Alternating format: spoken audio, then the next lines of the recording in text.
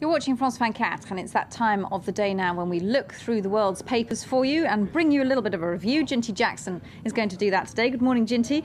India's government, let's start with that, is in crisis over a proposed civilian nuclear deal with the United States. What are the local press making of that?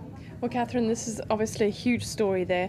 Prime Minister Manmohan Singh's communist allies are on the brink of withdrawing from the ruling coalition if this deal does go ahead. They think it'll give the US undue influence over India.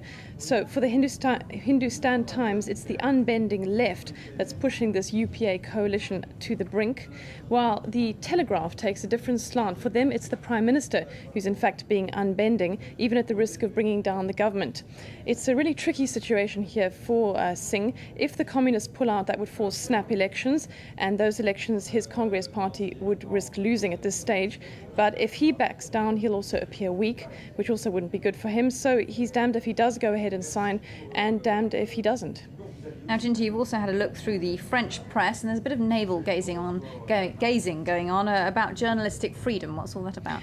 Well, absolutely. The cover of Libération this morning really says it all. President Nicolas Sarkozy's attempts to control public TV channel France Télévision, which would then become Sarko Vision, according to the paper. Now, Sarkozy actually wants to go beyond just abolishing ads after 8 p.m. At this stage, he also wants to be able to eventually appoint TV chiefs. And the paper features a photograph of furious staff at France Télévision holding up a banner which says, "Hold up." The paper's editorial calls Sarkozy a hypocrite. The paper says this is just a big gift for the competition, his friends, the private TV bosses, as taking away advertising revenues will put the further squeeze on public television.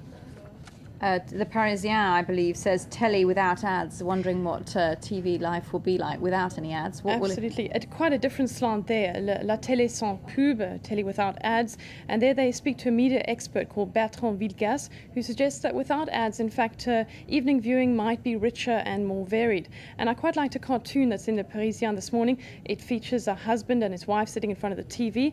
And the husband says, "Without ad breaks, when do you fetch a beer from the fridge?" And his wife says, "Well, and how do you know which beer to buy?" Indeed. Well, Nicolas Sarkozy is getting it in the neck on other fronts as well, this time from the British Guardian. Yes, the UK's Guardian has picked up on a story that's been doing the rounds in papers here.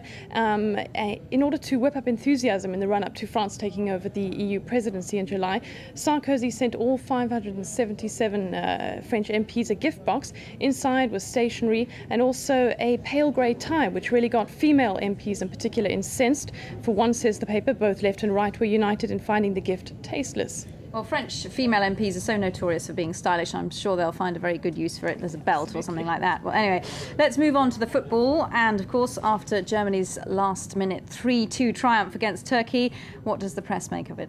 Well, in Germany, I've had a look at Der Tagesspiegel, whose headline is, in fact, very matter-of-fact. They just give the score.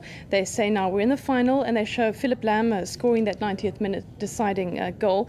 But over to the Turkish press, the squad may have lost, but the papers really don't seem to be seeing it in that way.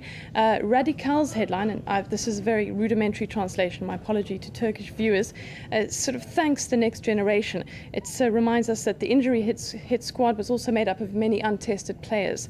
And Turkiya's headline is "We saw pride," a testimony to a fine squad that came very, very close to winning. Thank you very much indeed, Jinty Jackson, for that look through the world's press for us. Stay tuned to France 24. Thank you, Jinty. Perfect.